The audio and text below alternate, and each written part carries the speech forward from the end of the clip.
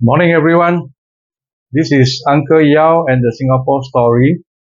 Now, in episode 8 of our Singapore Story, we talk about defense, national defense, and security. Now, in this episode 9, we'll be talking about total defense as a defense umbrella encompassing all defense matters in Singapore. Now, this gentleman here, Mr. Goh Chok Tong, all right, he was the second Prime Minister of Singapore after Lee Kuan Yew stepped down in 1990. But in 1984, when he was the Defense Minister, he launched Total Defense as a defense platform for Singapore. Now, what is total defense? Total defense is actually a concept of defense that we learned from Switzerland and Sweden in Europe. Now, Switzerland and Sweden in Europe, they are considered small countries, small population. That's why they have adopted total defense. And total defense is actually a whole of government, whole of nation approach towards national defense and security. So Singapore, we adopted that in 1984.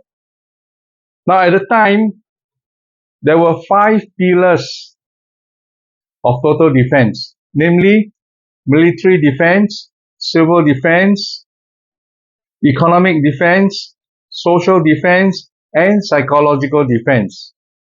And then in 2019, we added one more pillar, and that is digital defense, because the digital threat is ever looming, especially with cyber and social media. So now there are 6 pillars of total defense: military defense, civil defense, economic defense, social defense, digital defense, and psychological defense.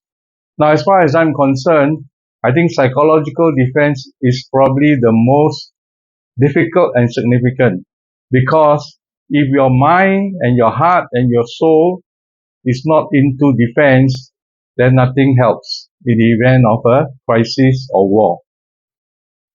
Now, one event that actually became very prominent was in 1986.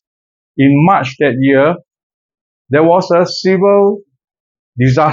civilian disaster in Singapore in the Hotel New World collapse. Okay. Now, this is the Hotel New World at the time, 6-story high with a basement. But because of illegal construction and installation on the rooftop, eventually the structure could not take it and it collapsed. And then trapped under the rubble were actually 50 people. Eventually, 33 succumbed and died. 17 were rescued. Now, this particular event actually shows the importance of total defense, because the whole of government agencies were all involved, whether it's the SAF, it's the police, the fire service, SCDF, and many others. They were all involved in the rescue operation. Not only that, more than 500 civil defense volunteers from all the constituencies were also involved in the rescue effort. And we also had expatriate engineers from MRT who were actually at the time involved in tunneling work. They actually contributed a lot to the rescue operation, because this was never before, and they had to use their tunneling expertise to reach out to those under the rubble. So this is a very significant event to demonstrate the importance of total defense. In fact, after this particular event, Singapore Civil Defence Force and the fire service were actually integrated for better coordination. So that marks a significant milestone in terms of our total defense platform. So ladies and gentlemen, what I want to share with you today is the importance of total defense. Now every year, 15 February, we commemorate Total Defense Day. We mark it as Total Defense Day. And 15 February every year, Total Defense Day is actually to commemorate the fall of Singapore, the surrender of Singapore by the British to the Japanese. And at 6:20 p.m. sharp every year, 15 February, the SCDF siren will sound 3 times. Now, why does the siren sound 3 times? Because that was exactly the time when the British signed the surrender document, and this took place in the old Ford factory in Bukit Timah. So if you are interested, you can go to the old Ford factory. There's a museum there that talks about the surrender, fall of Singapore. So in essence, Singapore, our approach towards total defense, firstly, we learn from Switzerland and Sweden, all right? They are very advanced in their concept of total defense. So Singapore, we actually embrace this whole of nation, whole of government approach towards our national defense and security.